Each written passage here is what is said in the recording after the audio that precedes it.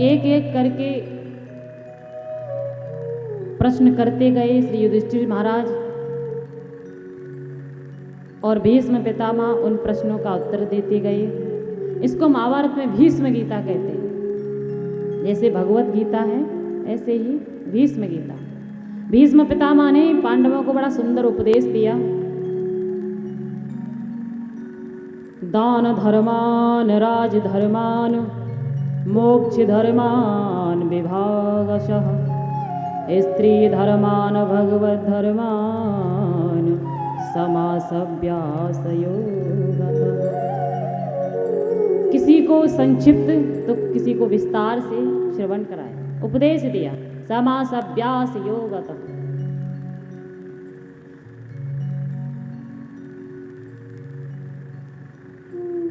बड़ा ही सार गर्भित भीष्म पितामह ने पांडवों को उपदेश दिया। पर भीष्म पितामह कहते हैं कि सरकार, अब मुझे दास की भी एक अंतिम इच्छा पूरी कर दीजिए। क्या इच्छा है दादाजी, बताइए। भीष्म पितामह ने कहा कि हे प्रभु, आपकी प्रतीक्षा में ही यह देह अब तक पड़ा हुआ था।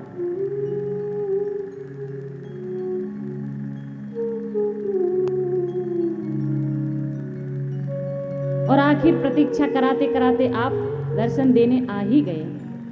तो मैं चाहता हूं कि जिस प्रकार से मैंने आपकी प्रतीक्षा करी है, तो मैं भी थोड़ी सी आपको प्रतीक्षा कराना चाहता हूं। मैं चाहता हूं कि जब तक मैं ये कलेवर त्याग करके न चला जाऊं, तब तक आप यूं ही खड़े रहें। सदैव देवो भगवान प्रतीक्षताम कलेवरम यावदिदं हिनोम्यम प्रसन्न हासारुणलोचनोल्लसन मुखाम्बुजो ध्यान पतश्चतुर्वेदः।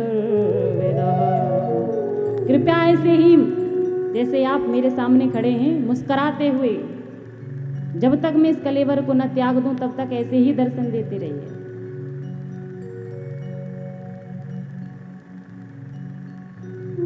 भगवान थोड़े से उदास हुए, क्योंकि भीष्म पितामह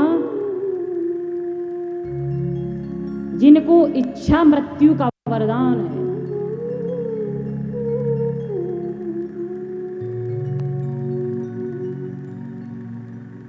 कोई अपनी इच्छा से नहीं मरना चाहता, और संसार में यह अधिकार किसी को नहीं। पर भीष्म पितामह को यह वरदान प्राप्त था कि जब चाहो तब अपना यह शरीर त्याग सकते हो, कलेवर त्याग सकते हो। यह अधिकार यदि था तो केवल भीष्म पितामह को। भीष्म ने जब ये कहा कि सरकार, जब तक मैं अपने से देह को त्याग न दूं तब तक आप यूं ही खड़े रहिए, भगवान को लगा कि ये हमारी अच्छी ड्यूटी लगाई।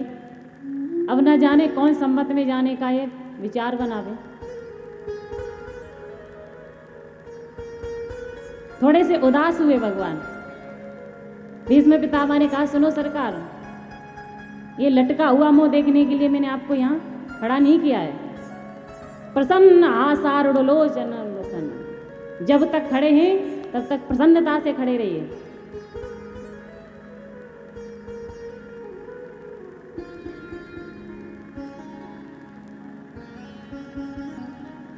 प्रभु, मुझे विश्वास था कि आप मुझे दर्शन देने अवश्य आएंगे।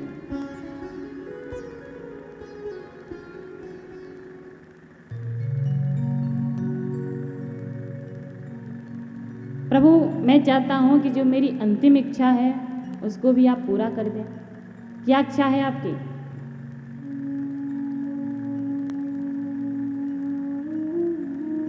भीष्म पितामह बोले कि हे सरकार,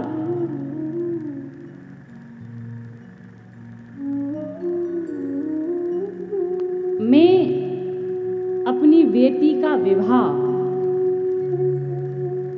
करने के लिए अब तक परेशान था, व्याकुल था, और मुझे अपनी बेटी के योग्य कोई वर प्राप्त नहीं हो रहा था।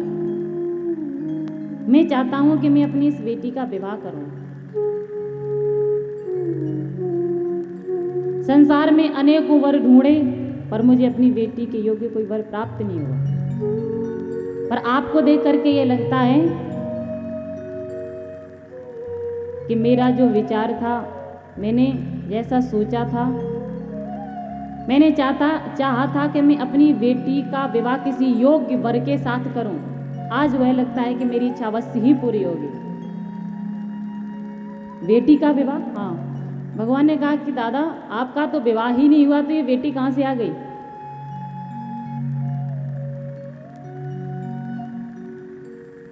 भीष्म पितामह ने कहा कि प्रभु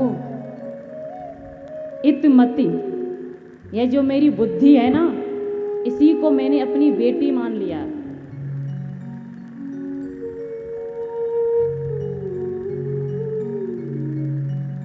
और इस बुद्धि रूपी बेटी का ही विवाह करने के लिए मैं तब से उत्सुक था। इस बात का मुझे कष्ट था कि मैं अपनी इस बुद्धि रूपी बेटी का विवाह किसके साथ करूं। अब तक कोई वर योग्य ही नहीं मिल रहा था, लेकिन जब आपका दर्शन हो गया तो मुझे लगता है कि मेरी तलाश अब समाप्त हो गई। जैसी मेरी बेटी जो पढ़ी लिखी है, योग्य है ना, उसके अनुसार मुझे कोई वर प्राप्त नहीं हो रहा था। अरे भाई, बेटी के ही अनुसार तो वर ढूंढना चाहिए। बेटी योग्य है तो वर भी योग्य ही ढूंढना चाहिए। भगवान ने कहा कि दादाजी आपकी बेटी की योग्यता क्या है। भीष्म ने कहा कि सरकार मेरी बेटी की योग्यता, अरे मेरी बेटी की योग्यता तो ऐसी योग्यता है, इतनी योग्यता है कि शायद संसार में किसी की भी योग्यता होगी ही नहीं। मेरी बुद्धि रूपी बेटी है जो, उसकी योग्यता तो ये है वितृष्णा। पहली बात तो मेरी बुद्धि में कोई तृष्णा नहीं है, तृष्णा से रहित है। क्योंकि संसार में प्रायः किसी न किसी की बुद्धि में कोई न कोई तृष्णा होती है। किसी की बुद्धि में पुत्रेष्णा तो किसी की बुद्धि में लोकेष्णा, कोई न कोई तृष्णा होती है। पर मेरी जो बुद्धि रूपी बेटी है उसमें कोई तृष्णा नहीं, कोई विकार नहीं।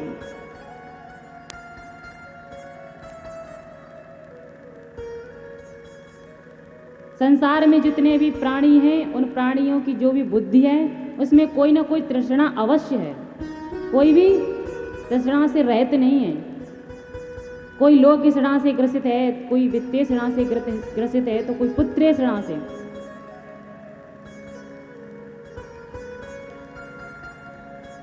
सोत पित लोक ईसड़ाती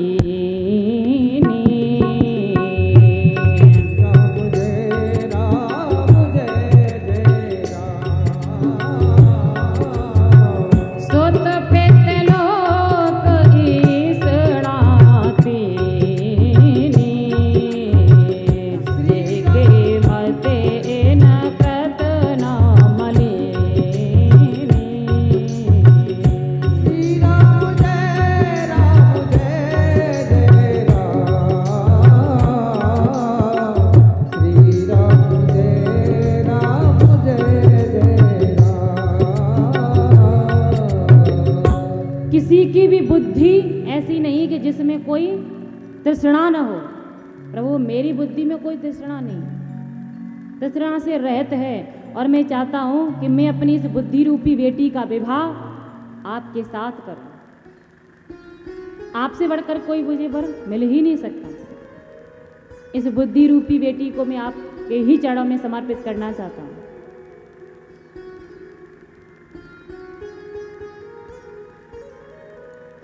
भीष्म पितामह ने भगवान की बड़ी सुंदर स्तुति करी। सरकार आपके अतिरिक्त मुझे ऐसा कोई संसार में अन्य नज़र ही नहीं आता कि जिसके साथ मैं अपनी बुद्धि रूपी बेटी का विवाह कर सकूं, क्योंकि आप ही तो एक परमात्मा ऐसे समर्थ हैं कि जिनके साथ मैं अपनी बेटी का विवाह कर सकता हूं। मुझे आज बड़ी प्रसन्नता है कि अंतिम समय में आप मुझे दर्शन देने के लिए यहाँ पधारे। आप तो भक्त वत्सल हैं, आप तो दीन वत्सल हैं। अरे आपकी महिमा का वर्णन कौन कर सके। मैं जानता हूं कि मुझे दास की इच्छा को पूरा करने के लिए, ऐसे दास के मनोरथ को पूरा करने के लिए ही आप मुझे यहाँ दर्शन देने आए।